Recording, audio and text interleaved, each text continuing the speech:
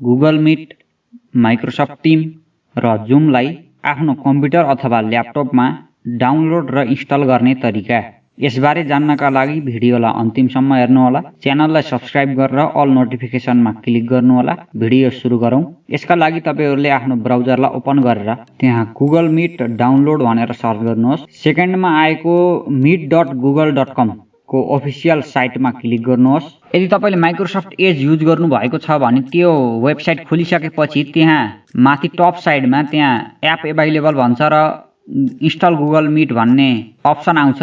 Microsoft as use गरेको भएमा तपाईहरुले त्यसमा क्लिक गरेर त्यसलाई इन्स्टल गर्न सक्नुहुनेछ। यदि तपाईहरुले अन्य ब्राउजर युज गरिरहनु भएको छ भने त्यस अवस्थामा तपाईहरुले थ्री डटमा क्लिक गर्नुहोस्। पिन टु टास्क बार गर्न पनि सक्नुहुन्छ अथवा पिन टु स्टार्ट पनि गर्न सक्नुहुन्छ र गुगल मिट सफ्टवेयरलाई टास्क बार र स्टार्ट मेनुमा पिन गरेर राख्न सक्नुहुन्छ र यो गुगल मिट इन्स्टल भइसकेको छ। अब त्यसैगरी हामीहरुले माइक्रोसफ्ट टिमलाई डाउनलोड गर्नका लागि ब्राउजरमा गएर माइक्रोसफ्ट टिम डाउनलोड भनेर सर्च गर्नुहोस्। microsoft.com को अफिसियल वेबसाइटमा क्लिक गर्नुहोस्। त्यसपछि त्यस वेबसाइट खोलिसकेपछि तपाईहरुले डाउनलोड फर डेस्कटप र डाउनलोड फर मोबाइलको अप्सन देख्न सक्नुहुन्छ।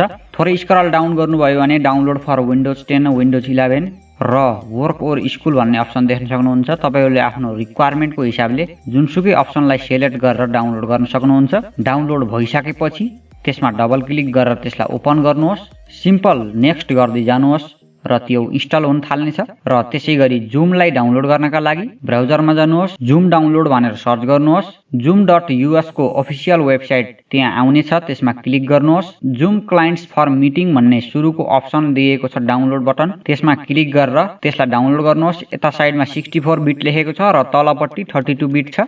यदि तपाईको कम्प्युटर 32 बिटको हो भने तपाईले 32 बिटको डाउनलोड गर्नुहोस्। चेक गर्नका लागि तपाईहरु दिस पीसीमा गएर राइट क्लिक गरेर प्रपर्टिजमा जानुहोस्। त्यहाँ तपाईहरुको सिस्टम टाइपमा जुन बिट लेखेको छ त्यसै अनुसार त्यस सफ्टवेयरलाई तपाईहरुले आफ्नो कम्प्युटरमा डाउनलोड गरेर इन्स्टल गर्नुपर्ने हुन्छ। डाउनलोडमा क्लिक गरेर त्यो जुम सफ्टवेयरलाई डाउनलोड गर्नुहोस्। त्यो जुम सफ्टवेयरको सेटअप डाउनलोड भइसकेपछि त्यसमा डबल क्लिक गरेर त्यसलाई रन गर्नुहोस् र त्यो रन हुन थाल्छ। यसरी तपाईहरुले गुगल मिट, माइक्रोसफ्ट टिम र जुमलाई डाउनलोड र इन्स्टल गर्न सक्नुहुन्छ। भिडियो मन परे लाइक गर्नुहोला। मनमा कुनै प्रश्न छ भने कमेन्ट गर्नुहोला। च्यानललाई सब्स्क्राइब गरेर अल नोटिफिकेसनमा क्लिक गर्नुहोला। धन्यवाद। फेरि अर्को भिडियोमा भेटौँला।